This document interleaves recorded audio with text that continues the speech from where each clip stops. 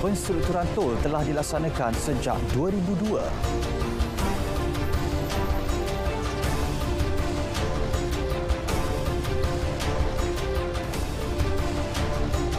Jual RON 95 kepada kenderaan asing. 3 stesen minyak di Johor disiasat.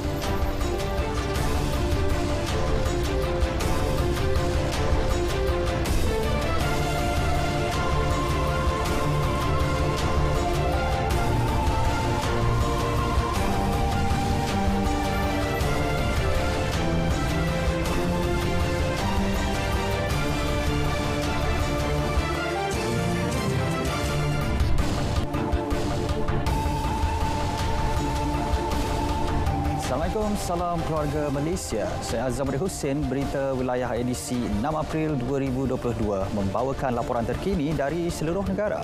Lintas langsung dari Sabah, Sarawak dan juga Kedah mengisi paparan pada petang ini. Terus setia bersama kami.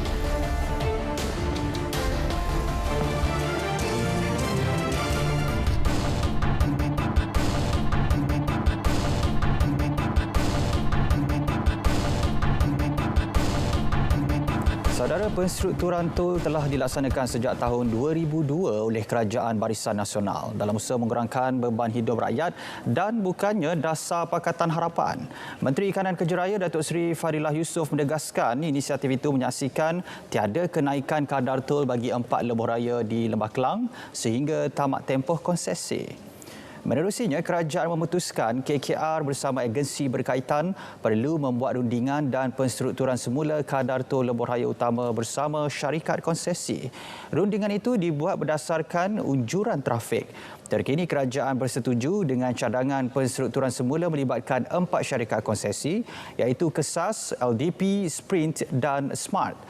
Kos pengambil alihan ke semua syarikat itu melibatkan perbelanjaan RM5.48 bilion iaitu RM720 juta lebih rendah berbanding tawaran yang dikemukakan oleh Kementerian Kewangan pada tahun 2019. Menerusi penstrukturan semula itu, kerajaan tidak mengeluarkan sebarang perbelanjaan bagi transaksi, tiada sebarang jaminan kepada pembiayaan amanat lebuh raya rakyat berhad ALR dan tidak perlu menanggung sebarang kos penyelenggaraan dan operasi. Baik, dalam pada itu, tiada kenaikan kadar tol 4 lebuh raya utama di Lembah Kelang memberi kelegaan kepada pelbagai pihak. Keputusan berkenaan mampu meringankan beban kos sara hidup dan tanggungan bulanan mereka. Memang baguslah sebab saya pun guna kereta juga. So, expenses dia memang tinggi untuk semua kan. Petrol, tol semua. So, better jangan naiklah selama-lamanya. Sebab senang juga untuk semua pengguna kan. Sebab bukan semua kaya kan. Saya setuju dengan keputusan itu sebab dia at least menolong kita lah. Rakyat yang sekarang ni banyak yang terkesan kan. Sebab kita punya endemik pun baru start. Itu saja. Keputusan itu juga disambut baik memandangkan kedudukan negara yang kini berada pada fasa peralihan ke endemik. Ini kerana aktiviti harian rakyat yang kembali normal secara beransur-ansur memerlukan sumber kewangan yang stabil untuk memulihkan kembali pendapatan isi rumah. Saya sebagai rakyat ni lepas endemik ni barang menaik. Kalau tol tu dikurangkan rasanya lega sikit lah sebab belanjaan tu atas barang dah naik. So tol kurang, okey lah tu kan, seimbang. Saya rasa pengurusan kerajaan ni bagus kerana kalau tak naik tol, banyak highway user boleh jimatkan lebih wang lah. Kerana sekarang pandemik ni bukan semua orang yang dapat banyak duit. 3 stesen minyak di Johor Bahru sedang disiasat Kementerian Perdagangan Dalam Negeri dan Hal Ehwal Pengguna KPDNHP Johor berhubung dakwaan menjual minyak RON 95 kepada kenderaan pendaftaran asing. Pengarahnya Muhammad Khairul Anwar Bohro berkata setakat ini 7 aduan diterima sejak pembukaan sempadan Malaysia-Singapura 1 April lalu. Beliau meminta orang ramai yang mengetahui sebarang aktiviti seumpamanya memaklumkan kepada KPDNHP maklumat lengkap dan lokasi stesen minyak. Pengusaha pula diingatkan tidak menjual minyak RON 95 kepada kenderaan pendaftaran asing kerana subsidi dikhususkan untuk kenderaan tempatan.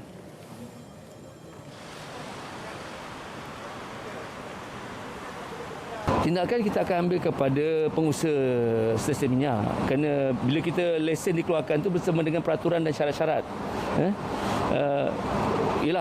Memang ada, kita tak nafikan mereka bekerja di Singapura kan, tapi syaratnya kereta pendaftaran asing itu tidak dibenarkan. Itu yang pentinglah. Beliau ditemui selepas operasi pemantauan stesen minyak di Jalan Skudai, Johor Bahru. Sejak pembukaan sepadan Malaysia-Singapura, beberapa video warga Singapura mengisi minyak RON 95 di Johor Bahru tular di media sosial. Mesyuarat Exco Kerajaan Negeri Kedah meluluskan bantuan khas Aidilfitri kaki tangan awam negeri Kedah sebanyak RM1,000 seorang. Kelulusan turut melibatkan semua kaki tangan awam pelbagai peringkat dan jawatan melibatkan peruntukan RM5.35 juta. Menteri Besar Datuk Seri Muhammad Sanusi Mat Noor dalam kenyataannya berkata, Mesyuarat Exco juga meluluskan bantuan khas Hari Raya kepada pengerusi dan setiausaha Jawatankuasa Pembangunan dan Keselamatan Kampung JPKK. Ia melibatkan 2,050 penerima dengan peruntukan RM305,750. Bantuan akan disalurkan melalui pusat khidmat adun masing-masing.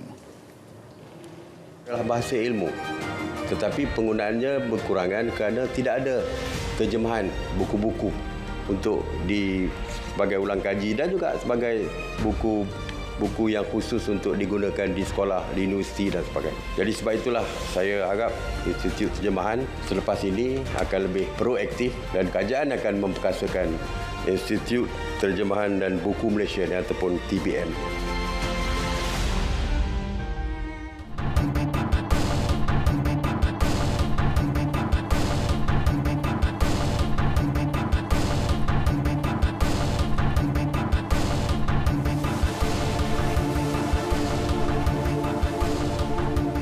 Seterusnya kita ke negeri di bawah bayu. Fokus hari ini, Sabah turut mengumumkan bantuan khas perayaan sebanyak RM500 kepada penjawat awam negeri. Butirannya terus saja bersama Jovinia Jim Lajim di Kota Kinabalu. Jovinia, silakan. Ya, Azam, Kerajaan Negeri Sabah bersetuju untuk memberikan bantuan khas kewangan RM500 kepada semua pejabat awam di bawah pentadbiran Kerajaan Negeri. Perkara tersebut diumumkan Ketua Menteri Datuk Seri Panglima Haji G. Noor di Tawau. Menurut Datuk Haji G, bantuan kewangan itu diberikan kepada penjawat awam grade 54 dan ke bawah. Jadi InsyaAllah mereka akan menerima bonus tersebut sebelum Aidilfitri. Ini untuk Aidilfitri dan keamatan. Beliau berkata demikian selepas menyampaikan sumbangan kepada mangsa kebakaran Kampung Kurnia Jaya di Dewan Masyarakat Tawau. Menurut beliau, pemberian bonus ini adalah sebagai penghargaan kepada semua penjawat awam negeri yang menyumbang bakti walau menghadapi situasi getir. Sementara itu, sejumlah RM10 juta peruntukan kerajaan negeri bagi membantu lebih 600 penduduk terkesan dengan kejadian kebakaran di Kampung Kurnia Jaya, Tawau. Sumbangan tersebut disampaikan Ketua Menteri Merangkap Menteri Keuangan Sabah, Datuk Seri Panglima Haji G. Noor. Menurut Datuk Haji G, sumbangan ini bertujuan membantu pembinaan semula rumah di kawasan asal yang telah ditetapkan Pejabat Majlis Perbandaran. Selain itu, kerajaan negeri turut menyampaikan sumbangan sebanyak RM8.2 juta kepada penduduk kampung Bangau-Bangau Sempurna yang kehilangan tempat tinggal akibat kejadian kebakaran. Jadi, mudah-mudahan bantuan ini akan dapat meringankan bebanan yang mereka tanggung, terutama sekali menyambut Hari Raya Aidilfitri ini. Jadi, inilah tanggungjawab kita untuk memastikan setiap rakyat kita akan dapat dibantu, terutama dalam masa mereka menghadapi malapetaka ataupun kesusahan seperti kebakaran yang telah berlaku itu. Datuk Haji J turut mengingatkan mereka yang tinggal di kawasan perkampungan atas air agar mengutamakan keselamatan selain tidak membuat penyambungan elektrik secara haram bagi mengelakkan litar pintas. Syukur Alhamdulillah lah, banyak orang yang membantu lah. Tapi kalau boleh, saya mau tempat tinggal sajalah. Saya bukan apa-apa, tempat tinggal saja. Bantuan khas keuangan Aidilfitri sebanyak RM500 kepada semua penjawat awam grade 56 dan ke bawah disambut baik oleh penjawat awam. Ikuti tinjauan RTM sekitar Ibu Negeri. Saya sebagai penjawat awam rasa bersyukur dengan pemberian yang telah diberikan oleh pihak kerajaan. Boleh menambahkan semangat saya untuk sambut Aidilfitri kali ini sebab boleh mengurangkan bebanan saya. Bagi saya dapat meringankan beban lah betul-betul kepada penjawat awam. Itu yang sangat memang ditunggu-tunggu selama inilah. Memang berterima kasih betul kepada kerajaan lah sebab memahami keadaan penjawat awam ketika ini. Saya sebagai penjawat awam bersyukur dan berterima kasih kepada kerajaan kerana memberi bantuan kewangan Aidilfitri sebanyak 500. Dengan adanya bantuan ini dapatlah meringankan bebanan kami. Sangat berterima kasih kerana dapat boleh buat gerbat terbuka bagi duit raya kepada macam family begitu. Harapan supaya tahun depan ada lagi bonus yang lebih banyak lah. Pada Selasa, Perdana Menteri Datuk Seri Ismail Sabri Yaakob memaklumkan persetujuan memberi bantuan khas keuangan Aidilfitri RM500 kepada penjawat awam grade 56 dan ke bawah. Ini termasuk kaki tangan di bawah skim Contract of Service, Contract for Service, pegawai sambilan harian serta lantikan di bawah MyStep. Bantuan khas RM250 juga diberikan kepada pesara kerajaan dengan pembayaran pada 25 April ini. Bantuan khas itu membabitkan peruntukan RM923 juta bagi manfaat lebih 2 juta penjawat awam dan pesara. Tentera Laut Diraja Malaysia TLDM Markas Wilayah Laut 2 Sandakan berkukuh kesiapsiagaan keselamatan sempadan negara khasnya di perairan Sandakan. Seiring dengan peralihan fasa endemik, kawalan keselamatan perairan juga sentiasa diperketat khusus mengekang sebarang kemasukan anasir-anasir luar memasuki sempadan perairan negara. Panglima Wilayah Laut 2 Laksamana Datuk Roslan Muhammad Yunus berkata kawalan keselamatan perairan turut meliputi perairan Laut Sulu. Dalam daerah Sandakan ini kita sebenarnya ada melakukan operasi-operasi di dalam kawasan ini sendiri. Kita ada pasir, utara dan selatan.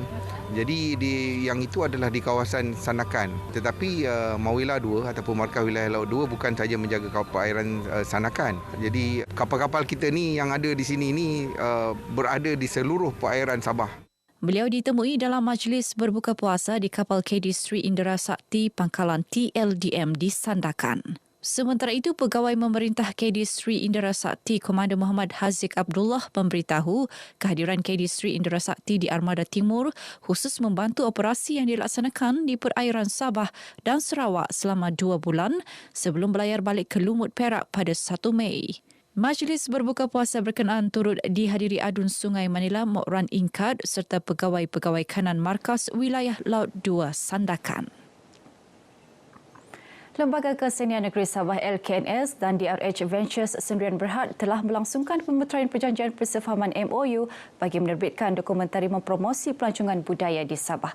Dokumentari bertajuk Menarik di Sabah Orang Kitabah bakal memperkenalkan kepelbagaian kebudayaan dan kesenian etnik di negeri ini. Majlis berlangsung di salah sebuah hotel terkemuka di Ibu Negeri ini disaksikan Menteri Pelancongan, Kebudayaan dan Alam Sekitar Datuk Jafri Haji Arifin. Penerbitan dokumentari ini adalah untuk mempromosikan keunikan budaya etnik negeri Sabah di samping menarik minat dan tumpuan masyarakat Malaysia berkaitan dengan Sabah, ya, khususnya dalam kebudayaan dan menjadikan keunikan budaya sebagai daya tarikan utama kepada pelancong luar dan dalam negara. Penggambaran ni kita akan pergi ke setiap daerah di Sabah, mana kita akan tengok etnik-etnik yang ada di Sabah. Di Sabah pun ada dalam 33 etnik, so kita akan pergi ke setiap daerah. So daerah-daerah tu kita tengok apa yang signifikan ataupun yang menarik. Dokumentari ini akan diterbitkan dalam 16 episod dengan durasi 30 minit dijangka memulakan penggambaran pada bulan Julai depan. Antara etnik yang terlibat ialah orang Sungai, Tatana, Rungus, Murut, Lotut, Dusun, Bajau Sama dan Kimaragang. Di samping itu, penerbitan buku meja kopi akan diedarkan ke Pejabat Tourism Malaysia, Kedutaan dan Konsulat Malaysia di seluruh dunia bagi tujuan promosi. Baik, sekian perkembangan dari Sabah, Keluarga Malaysia. Saya Jovina Jemblajim. Teruskan mengikuti berita wilayah untuk info sahih dan terkini. Dengan itu, kita kembali bersama Azam di Angkasa Puri. Azam, teruskan. Baik, terima kasih Jovina dengan perkembangan dari Sabah. Baik, sebelum ke perkembangan berita selanjutnya, kita ke Map Malaysia untuk mengikuti cuaca semasa tanah air bersama-sama pegawainya Khairatunisaa Syamsuddin. Saksikan. Assalamualaikum dan salam hormat. Kini, rantau negara kita menerima pengaruh angin dari arah timur laut dengan kelajuan yang agak kencang melebihi 60 km per jam. Oleh itu, Jabatan Meteorologi Malaysia telah mengemas kini amaran keadaan laut iaitu amaran angin kencang dan laut bergelora kategori kedua dan ketiga melibatkan kawasan seperti yang tertera dan ianya berkuat kuasa dari hari ini sehingga ke 10 April 2022. Namun, menjelang 8 April 2022, satu sistem bertekanan rendah dijangka terbentuk menyebabkan ketinggian ombak bertambah terutamanya melibatkan kawasan perairan negara kita.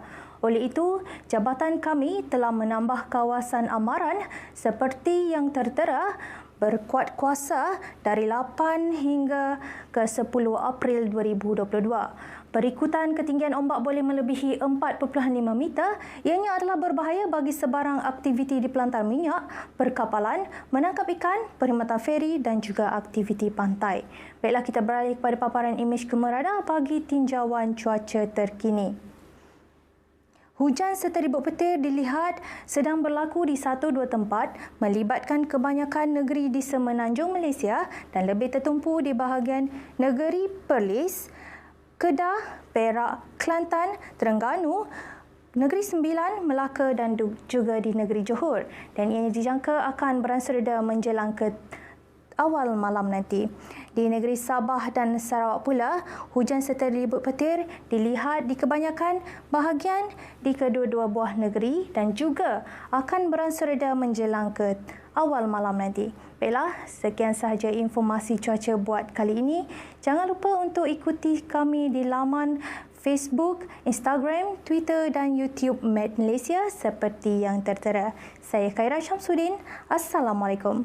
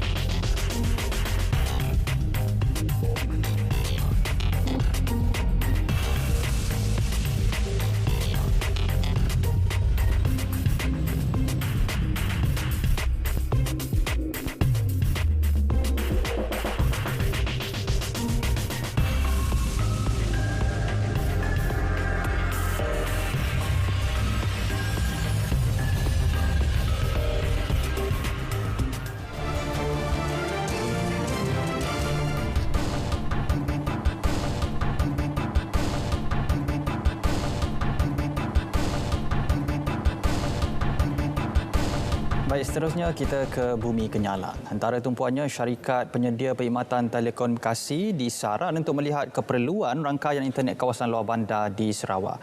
Untuk perkembangannya, langsung bersama Norsila Talaha di sana. Norsila, silakan.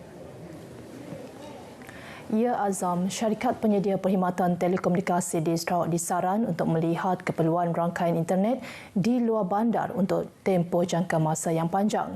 Menteri Utiliti dan Telekomunikasi Datuk Julaihi Narawi berkata, perkhidmatan internet sememangnya lebih membawa keuntungan di kawasan bandar, namun perlu dilihat kerajaan Sarawak amat komited dalam mempromosikan penjitilan kerana ia mampu memberi pulangan lumayan pada masa akan datang. Ujarnya, Sarawak juga komited membangunkan lebih banyak menara telekomunikasi seiring dengan sasaran untuk memastikan capaian internet 100% pada tahun 2025. Untuk mencapai sasaran itu, Sarawak memerlukan 7,000 menara telekomunikasi, namun setakat ini hanya 50% menara telekomunikasi yang telah dibangunkan di negeri ini. Beliau berkata demikian dalam sidang media selepas menyaksikan majlis menandatangani Memorandum Persefahaman MOU di antara Sarawak Information System Sdn Bhd, Sains, Sakofa Sdn Bhd dan PP Telecommunications Sdn Bhd, PPTEL. Terdahulu dalam ucapannya, Datuk Julaihi memberitahu ketiga-tiga pihak akan bersama-sama menyelesaikan perkhidmatan dan penyelesaian menyeluruh termasuk infrastruktur, kandungan dan aplikasi bagi memenuhi inisiatif transformasi digital yang ditetapkan dalam strategi pembangunan pasca COVID-19 PCDS 2030. Kerjasama berkenaan akan menyediakan ekosistem lengkap untuk penjitilan Sarawak dengan lebih berkesan. Dalam pada itu, majlis menandatangani MOU tersebut diwakili oleh ketiga-tiga pengerusi syarikat iaitu Datuk Patinggi Tan Sri Dr. George Chan mewakili Sains, Tan Sri Datuk Ahmad Abdul Aziz Datuk Hussein mewakili Sakofa, manakala PPTEL diwakili oleh Abang Abdillah Izzarim, Datuk Patinggi Abang Abdul Rahman Johari. Masyarakat yang mempunyai bakat dan kemahiran dalam membuat kek diseru menggunakan bakat mereka bagi menjana pendapatan untuk diri sendiri dan keluarga. Menteri Pelancongan Seni dan Budaya Datuk Sri Nancy Shukri berkata mereka boleh menggunakan kemahiran dan bakat tersebut untuk mempertingkatkan tahap ekonomi masing-masing. Malah beliau berharap golongan itu dapat merebut segala peluang untuk menambah kemahiran dan ilmu sekaligus menjana pendapatan tambahan termasuk menjadi usahawan. This is something yang kita nak galakkan di kalangan masyarakat. So masyarakat kita mempunyai kemahiran. Apa juga kemahiran yang boleh digunakan untuk menjana pendapatan untuk diri sendiri. So this is something that we should be encouraging. Tak kira lelaki ke perempuan, whatever level you graduate ke apa, we must remember that skill is something that you learn for yourself. Datuk Sri Nancy berkata demikian kepada pemberita selepas melawat galeri Muzium Kek Lapis Sarawak Siti Payung di Miri. Beliau juga memuji usaha galeri muzium berkenaan yang mengetengahkan produk tersebut kepada pelancong yang berkunjung ke Miri. Program Bazar Ramadan tahun ini dilihat sebagai satu landasan untuk peniaga, terutamanya peniaga kecil, kembali bangkit dalam perniagaan masing-masing. Sehubungan dengan itu, Ahli Dewan Undangan Negeri Adun Lingga, Dayang Norazah Awang Sohor mengambil beberapa inisiatif untuk menaikkan semangat para peniaga program Bazar Ramadan kawasan Lingga. Antara inisiatif tersebut adalah membantu mereka mendapatkan sijil penyediaan makanan dan memberi suntikan typhoid secara percuma selain mengurangkan kadar sewa tapak dari RM100 ke RM80 sepanjang Ramadan. Ditemui pemberita semasa perasmian Bazar Ramadan Dun Lingga di Sri Aman, Dayang Norazah mahu peniaga di kawasan itu terus berusaha memulihkan ekonomi masing-masing. Beliau yakin fasa peralihan ke endemik akan memberi lebih ruang dan peluang kepada peniaga untuk menjana pendapatan mereka. Dalam aspek pembangunan pula, beliau berharap rakyat dapat berfikiran positif dan terbuka dalam menerima segala perubahan dan perancangan pembangunan daripada kerajaan. Jelasnya ini terutama sekali melibatkan perkembangan dalam ekonomi digital yang menuntut masyarakat untuk sama-sama bergerak ke arah digitalisasi. Kita pun tahu kerajaan kita sekarang masih lagi menggiatkan penggunaan digital untuk apa-apa pun platform, maka seluruh Sarawak untuk menerima perubahan itu secara terbuka, secara positif dan belajar sedikit demi sedikit. Saya tahu kawasan pedalaman masih sukar untuk menerima perubahan tersebut, namun kita harus belajar kerana kita ingin menaik taraf kehidupan kita yang lebih baik. Sementara itu, golongan peniaga yang ditemui berasa lega dan bersyukur kerana tahun ini Bazar Ramadan dapat kembali beroperasi walaupun dalam keadaan norma baru. Bila bazar dah lama saya dah nak, jadi bila dah buka orang excited lah, jadi nak pergi, banyak yang datang. Kan selalunya di Bazar Ramadan tu je lah pendapatan kita orang yang lebih. Semoga bulan tu ada penambahan untuk income sebulan tu lah. Sebab bulan-bulan yang lainnya macam biasa aja. Pendapatan kami kena tu okey lah. Sangat lumayan juga lah rezeki. Sebab dah lama dah kita ada bazar macam tu. Jadi kami rasa sangat banggalah dengan baby. Dia apa yang kami perlukan lah bagi tahun tu. Tahun ini terdapat kira-kira 150 peniaga bazar Ramadan di kawasan Sri Aman dengan sebahagiannya dikendalikan badan bukan kerajaan. Penyampai radio dan kaki tangan Jabatan Penyiaran Malaysia RTM Sarawak dinasihat untuk sentiasa menyemak kesahihan dan ketepatan maklumat berita atau rancangan yang hendak disiarkan. Pengarah Penyiaran Negeri Sarawak Nasrul Hakim Muhammad Nuh mahu petugas RTM lebih peka dengan apa juga isu atau kandungan siaran yang mungkin sensitif kepada masyarakat atau pihak kerajaan. Beliau turut mengingatkan kaki tangan supaya berusaha mengekalkan kewibawaannya dalam menyampaikan sesuatu berita atau maklumat kepada masyarakat. Tambah beliau lagi, bulan Ramadan, siaran RTM sama ada stesen nasional, negeri maupun tempatan menjadi rujukan umat Islam bagi mendapatkan jadual waktu sembahyang dan berbuka puasa. Nasrul Hakim berkata demikian semasa perjumpaannya bersama-sama kaki tangan RTM Sri Aman di Sri Aman. Kongres Kesatuan Pekerja-Pekerja dalam Perkhidmatan Awam QPEX Sarawak menzahirkan penghargaan atas pengumuman pembayaran bantuan khas kewangan sempena perayaan Hari Raya Aidilfitri kepada penjawat awam dari grade 56 dan ke bawah serta pesara. Pengerusi QPEX Sarawak Omar Bahrain Unin memberitahu pembayaran bagi bantuan khas RM500 dan RM250 itu akan dibuat bersama dengan pembayaran gaji pada 25 April ini. Katanya pengumuman kerajaan merupakan suatu yang ditunggu-tunggu oleh penjawat awam dan pesara. Ujarnya lagi, pengumuman berkenaan diterima baik kerana ia sedikit sebanyak membantu perbelanjaan penjawat awam membuat persiapan perayaan Hari Raya Aidilfitri pada awal Mei depan. Omar Bahrain berharap agar semua penjawat awam dapat memberi perkhidmatan yang terbaik dan sentiasa meningkatkan produktiviti kepada masyarakat. Beliau turut menasihatkan penjawat awam supaya bijak berbelanja. Program Kasih Ramadan telah menyantuni lebih 1,000 keluarga asnaf di negeri ini menerusi bantuan daripada Pejabat Baitul Mal Sarawak yang bermula pada 1 April lepas. Pengurus Besar Tabung Baitul Mal Sarawak, Dato' Abang Muhammad Shibli Abang Muhammad Naili memberitahu, sempena Ramadan tahun ini, Tabung Baitul Mal Sarawak telah memperuntuk RM2.2 juta sebagai bantuan dalam bentuk barangan keperluan asas dan kewangan bagi meringankan beban golongan berkenaan, terutamanya membuat persiapan menjelang sambutan Hari Raya Aidilfitri pada awal Mei depan. Beliau turut memaklumkan sumbangan bantuan menerusi program ini turut dipermudahkan dengan kerjasama padu daripada Pejabat Baitul Mal di setiap bahagian di Sarawak. Dato' Abang Muhammad Shibli menyatakan demikian ketika menjadi tetamu dalam Cerita Pagi Sarawak menerusi siaran Selamat Pagi Malaysia di Kuching hari ini. Sekian berita dari Sarawak. Salam keluarga Malaysia. Kita kembali bersama Azam di Angkasa Puri. Silakan. Baik, terima kasih Nusila dengan perkembangan dari Sarawak.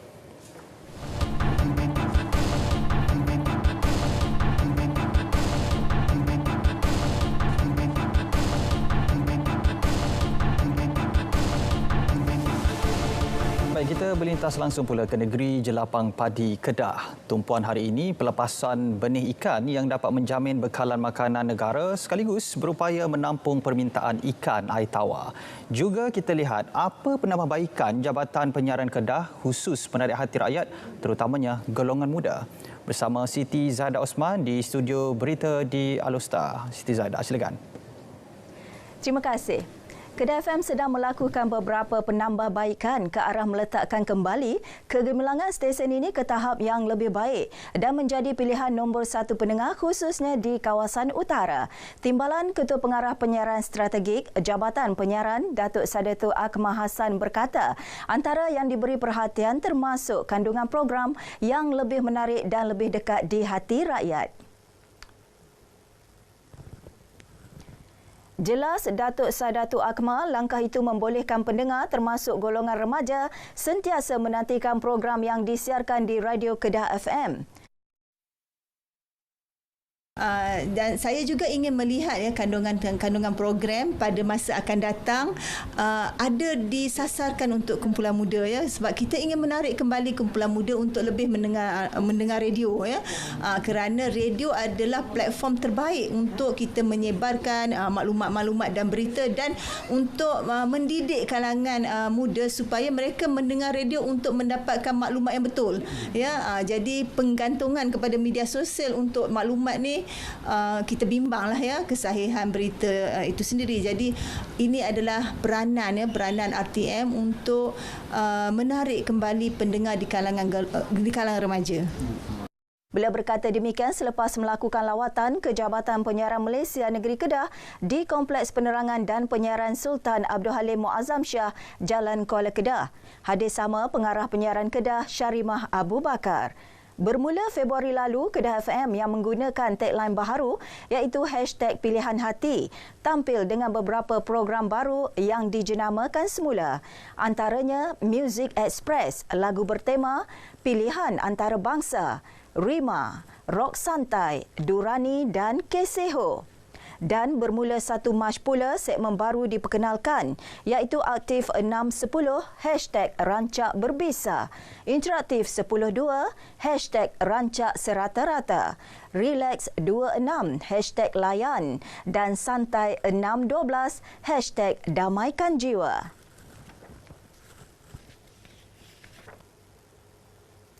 Sejuta batik percuma ditawarkan kepada penjawat awam di seluruh negara. Ia merupakan program tanggungjawab sosial korporat CSR oleh syarikat pengeluar kain bermotif batik moden dari Jitra, Raifili World Sdn Bhd bagi memartabatkan industri batik moden di negara ini. Pengasasnya Siti Fitriah Harun berkata sejak dilancarkan pada 4 Mac lalu, kira-kira 30,000 batik percuma telah ditempah penjawat awam. Kempen 1 juta batik percuma akan berlangsung sepanjang tahun ini. Idea kempen 1 juta batik percuma untuk penjawat awam ini tercetus sebab kita nak menyahut seruan Perdana Menteri Malaysia yang mengumumkan 3 Disember sebagai Hari Batik Malaysia. So Raifili dengan ini menyokong Perdana Menteri dan kita memberikan 1 juta untuk penjawat awam. Mahukan penjawat awam bangga memakai batik Malaysia. Penjawat awam yang ingin menempah batik percuma itu boleh melayari laman web di 1jutabatikpercuma.raifili.com. 2.68 juta benih ikan dan udang telah dilepaskan ke sungai-sungai di seluruh Kedah sejak tahun 2009 hingga tahun lalu. Daripada jumlah itu, 0.99 juta benih ikan dan udang dilepaskan di perairan Sungai Muda, merangkumi 3 daerah iaitu Baling, Kuala Muda dan Kulim. Pengerusi Jawatankuasa Pertanian dan Industri Makanan, Perusahaan Perladangan dan Komuniti, Pengangkutan Hal Ehwal Masyarakat India Negeri Kedah, Azman Nasruddin berkata, tahun ini pelepasan pertama sebanyak 30,000 benih ikan lampam sungai dilakukan di pesisiran Sungai Kuala Nerang di Padang Terap. Pelepasan benih ikan tersebut dijangka memberi pulangan hasil sebanyak RM126,000 kepada nelayan tempatan.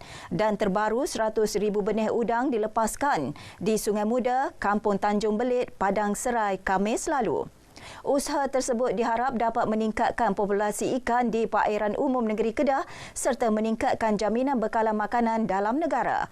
Ia sekaligus menyumbang kepada peningkatan pengeluaran ikan air tawar dan dapat menampung permintaan ikan air tawar di pasaran.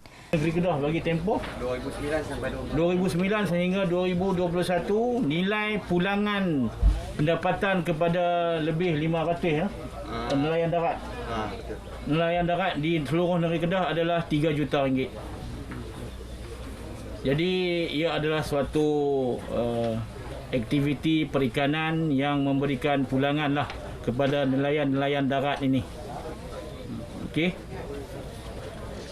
Beliau meninjau projek ternakan ikan dalam sangkar oleh Koperasi Nelayan Darat Mukim Sidam Kanan Berhad di Kampung Terap, Padang Serai. Selain meningkatkan amal ibadah, amalan bersedekah amat digalakkan dalam bulan Ramadan atas dasar membantu meringankan beban masyarakat termasuk institusi keagamaan. Yayasan Saleh Saidin tampil menghulurkan sumbangan kepada 50 buah masjid dalam kawasan Parlimen Kuala Kedah sempena program Ihya Ramadan tahun ini.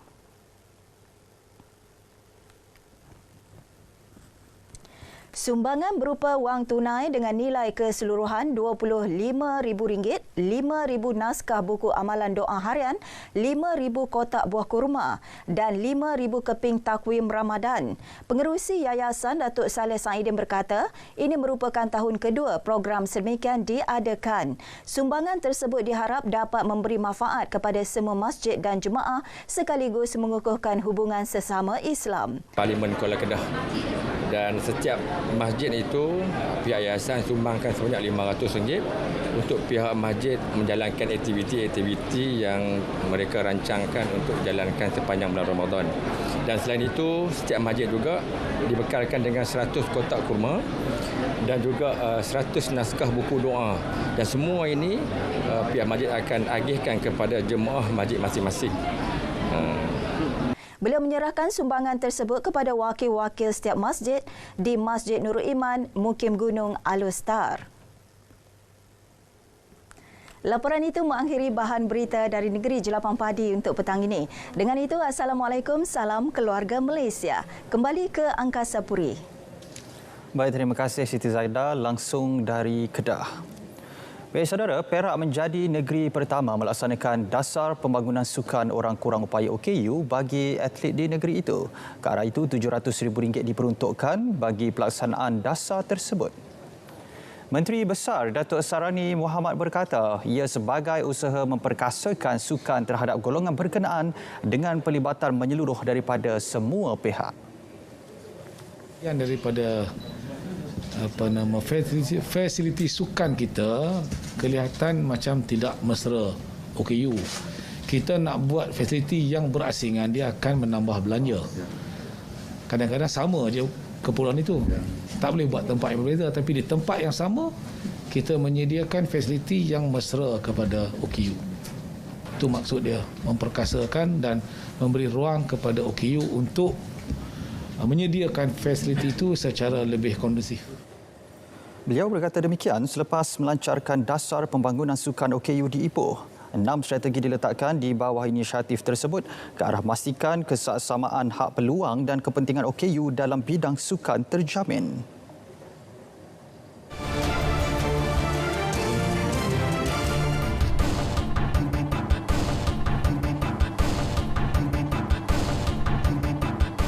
Tahap pematuhan prosedur operasi standard SOP di Bazar Ramadan seluruh Kelantan pada minggu pertama mencapai tahap memuaskan. Ketua Polis Kelantan, Datuk Syafiin Mamat berkata, semua ketua polis daerah menjalankan pemantauan di Bazar Ramadan semalam bagi memastikan pengunjung dan peniaga mematuhi SOP. Terdapat sedikit kesesakan di bazar namun pihaknya yakin ia dapat dikawal memandangkan rakyat telah memahami gaya hidup norma baharu. Bagaimanapun, beliau tidak menafikan kebimbangan terhadap sikap rakyat yang mungkin leka dan lupa SOP kerana gairah berbelanja apabila memasuki minggu kedua Ramadan.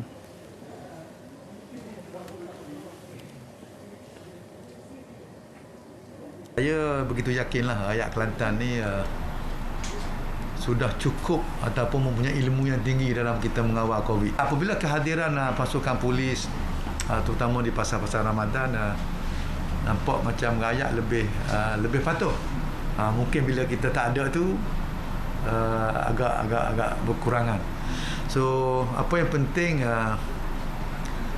jangan saja melihat kepada pihak berkuasa, tapi sebenarnya kesedaran kita dalam kita menangani COVID itu sangat-sangat kita utama. Datuk Syafiin ditemui selepas menjadi tetamu slot Kecek Kiro Kita di Konti Kelantan FM. Menyentuh SOP di masjid dan surau, pihaknya berpuas hati dengan tahap pematuhan terutama pemakaian pelitup muka dan membawa sejadah sendiri walaupun tiada lagi pencarakan fizikal. Baik, seperti biasa, setiap Rabu kita ikuti harga runcit petrol dan diesel mingguan berkuat kuasa tengah malam ini hingga 13 April.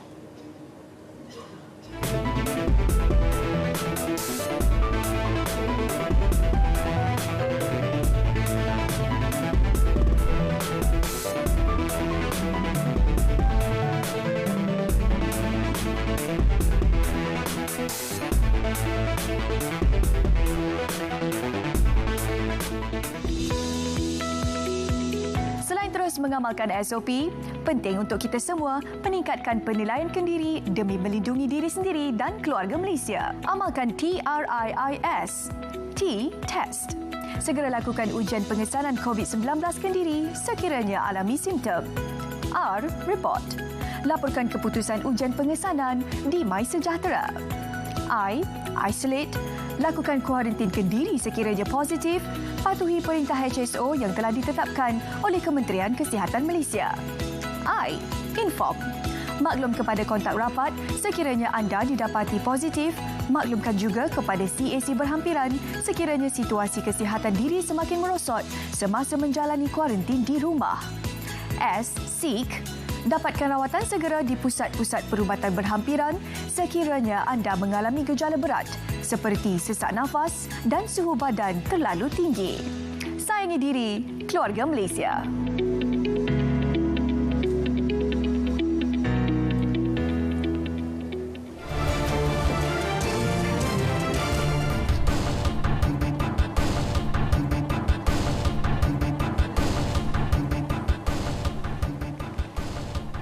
Seramai 20 pesakit dari Batam, Tanjung Pinang dan Kepulauan Riau, Indonesia menerima rawatan di Hospital Pakar KPJ Johor sejak pembukaan sempadan negara 1 April lalu.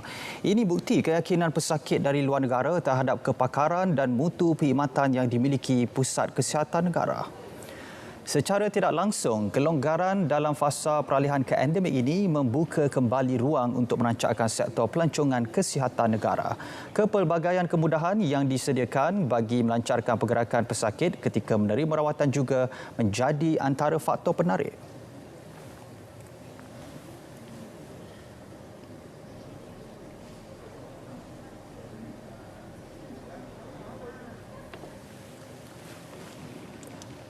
Calling in for appointment and juga sampainya ketibaannya mereka di terminal ferry, kita terus akan menyediakan transport pick up untuk mereka daripada ferry ke hospital dan hospital ke hotel-hotel yang telah kita buat kerjasama dengan beberapa hotel di sekitar Johor Bahru.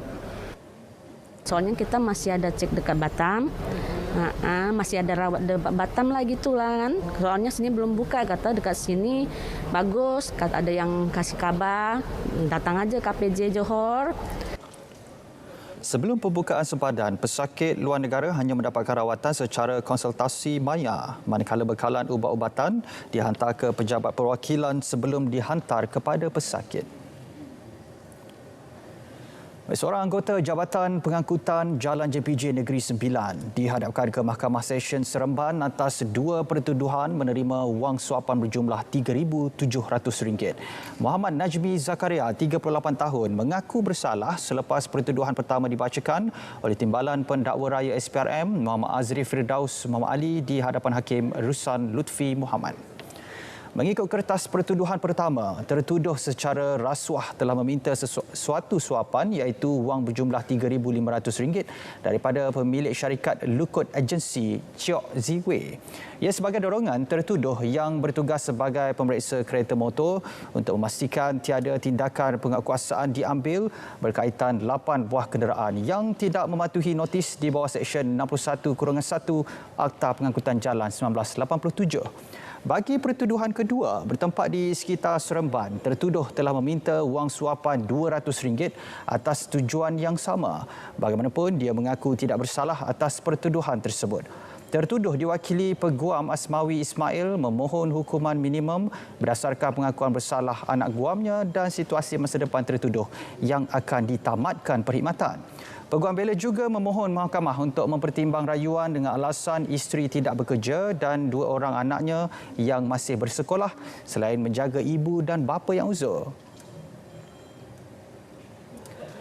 Baik, tersenarai antara negeri bahagia oleh Jabatan Perancangan dan Desa Plan Malaysia. Negeri Sembilan fokus untuk mengekalkan pengiktirafan itu meskipun berdepan dengan pelbagai cabaran melalui pelaksanaan Rancangan Struktur Negeri Sembilan 2045. Pembangunan negeri direncana dengan bersifat inklusif serta meletakkan kesejahteraan rakyat sebagai keutamaan.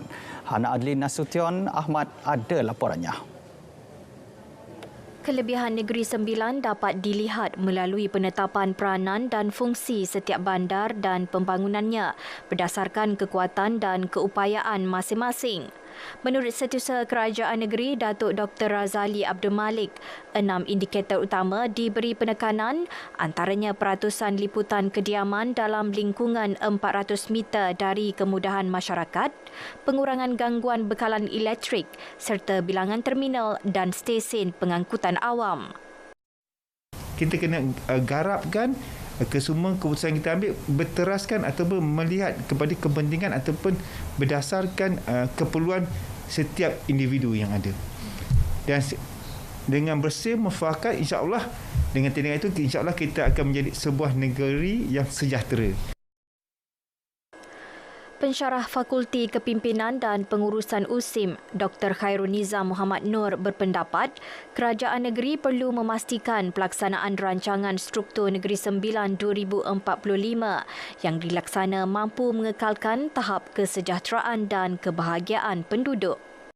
Bagi mengekalkan pengiktirafan kebahagiaan ini, bukannya mudah sebenarnya. Pandangan saya adalah kerajaan Negeri Sembilan haruslah melihat kepada usaha-usaha yang bersifat sistematik, istiqamah ataupun berterusan dan juga komprehensif untuk memberikan perkhidmatan kepada pihak yang perlu diberikan fokus iaitu rakyat jelata.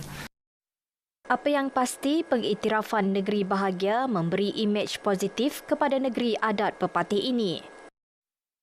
Fasilitis ataupun fasiliti kemudahan yang kita nak tu ada, dan saya ucapkan tahniahlah kepada pentadbiran negeri kerana telah menyediakan fasiliti ini dan mengekalkannya dalam keadaan yang baik.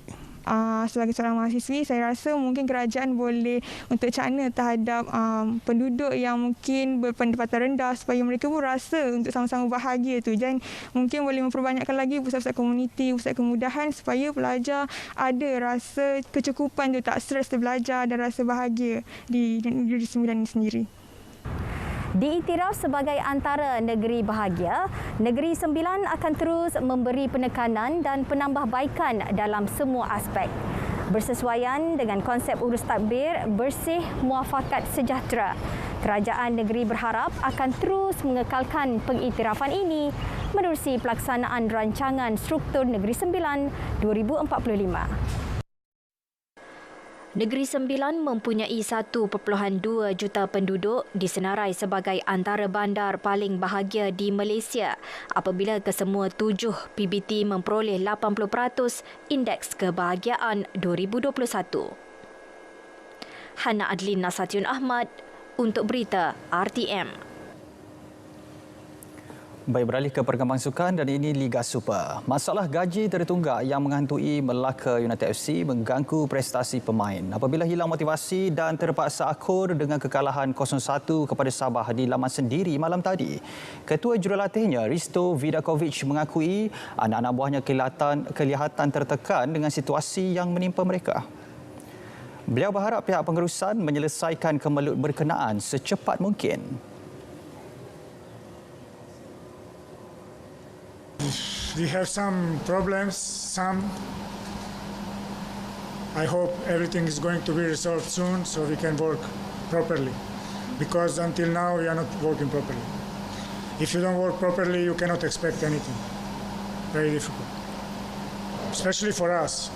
Me, as a coach, I never lived in my life this kind of situations. It's first time, so I think it's very difficult. I cannot say anything to the players. Terdahulu pada aksi di Stadium Hang Jebat, Sabah FC berjaya menjaringkan gol tunggal pada minit ke-25 menerusi pemain import dari Korea Selatan, Park Tae-soo, dan keputusan kekal sehingga whistle penamat.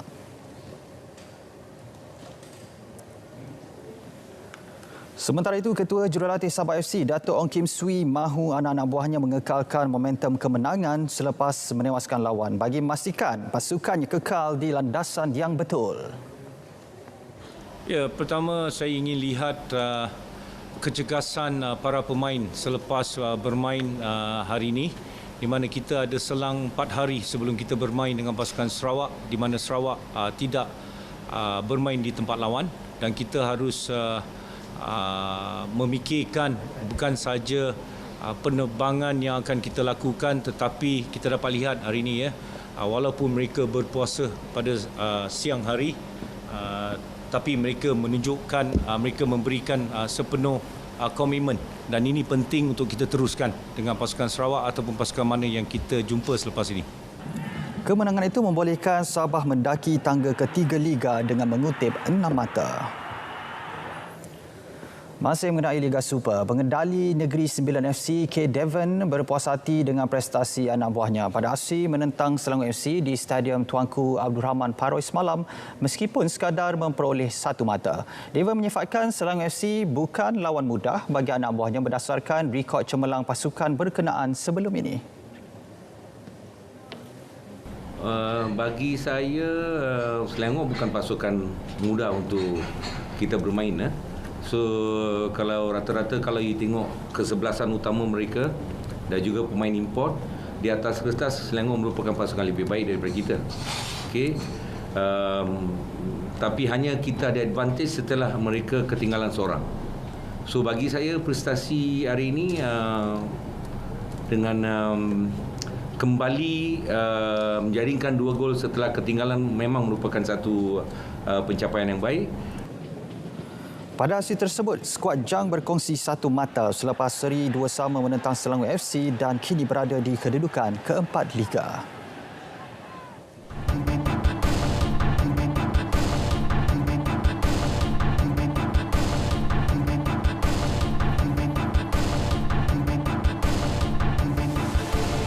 Memudahkan urusan harian dan bantu meningkatkan pendapatan peniaga. Itu antara reaksi warga kota setelah hampir seminggu negara berada dalam fasa peralihan ke endemik.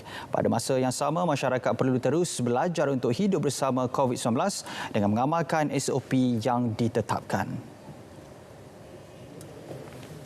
Bagi saya benda ini lagi memudahkan semua pergerakan kita untuk ke mana-mana ataupun untuk balik ke kampung ke insya-Allah akan datang raya. Untuk dapat dalam apa jua perniagaan, ekonomi kita boleh meningkat sebab apa kelonggaran tu ada. Jadi setiap rakyat memerlukanlah. Shopping sebelum ni kita tak boleh shopping. So sekarang boleh bawa anak-anak sekali, boleh jana ekonomi untuk negara juga. Boleh jana banyak juga negara untuk peniaga-peniaga pun ramai juga keluar sekarang ni. Perkara ini amat bagus untuk peniaga-peniaga, untuk rakyat Malaysia yang dah lama terkurung. Untuk sekarang macam contoh kata sekarang untuk bulan puasa banyak sebenarnya rakyat boleh keluar untuk membeli belah dan berbelanja untuk membantu ekonomi, meningkatkan ekonomi peniaga-peniaga yang dah lama tak boleh berniaga. Kekal berhati-hati dalam urusan harian adalah kunci penting bagi membolehkan negara memasuki fasa berikutnya dengan lebih selamat. Saudara, kes penipuan dalam talian semakin membimbangkan. Ia membuktikan masyarakat masih alpa dan kurang pengetahuan tentang perkara tersebut. Menurut Pengerusi Pertubuhan Kebajikan Amal Sejagat Malaysia, Izzat Johari, sejak pihaknya menguruskan kes tersebut, wang mangsa penipuan mencecah hampir jutaan ringgit. Jumlah tersebut tidak termasuk mangsa yang tidak tampil membuat aduan.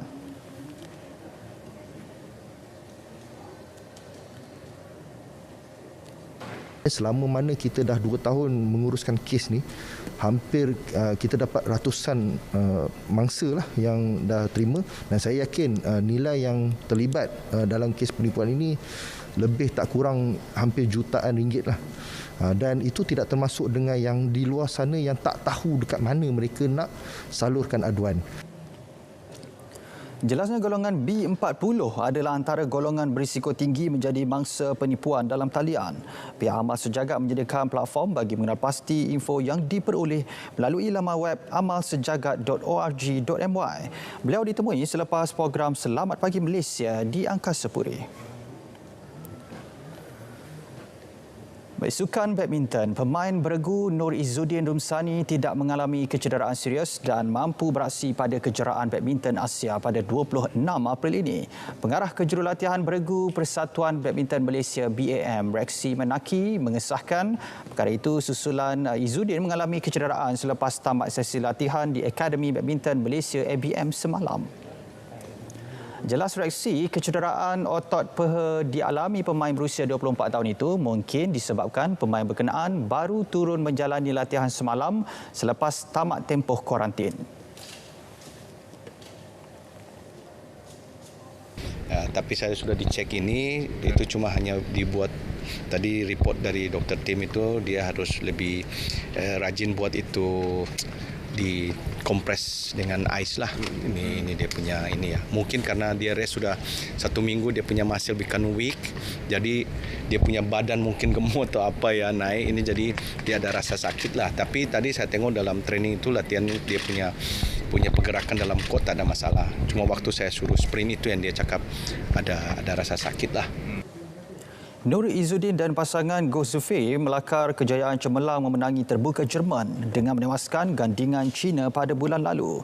Mereka disebut-sebut bakal disenarai dalam skuad negara ke Piala Thomas pada 8 Mei depan.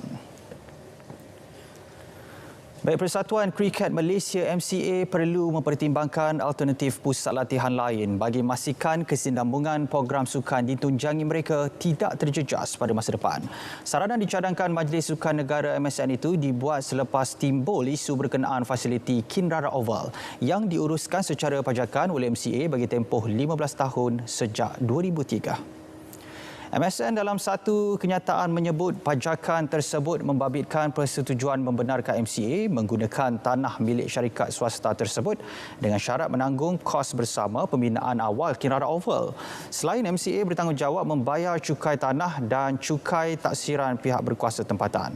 Walau bagaimanapun, MCA didakwa tidak membayar balik kos pembinaan awal Kinrara Oval, malah turut mempertikaikan kadar tarif cukai taksiran yang selama ini telah didahulukan pembayarannya oleh pemilik tanah iaitu Perumahan Kinrara Berhad.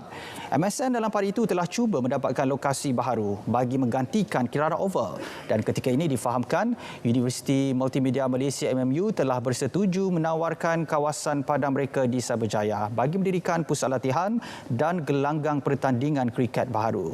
Bagaimanapun, kenyataan sama turut memaklumkan pihak MCA masih meletakkan harapan untuk mengekalkan Kinrara Oval sebagai pusat latihan dan pertandingan mereka.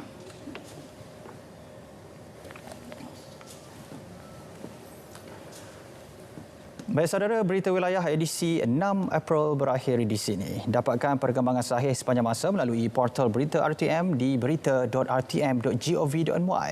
Dengan itu, Assalamualaikum, salam keluarga Malaysia.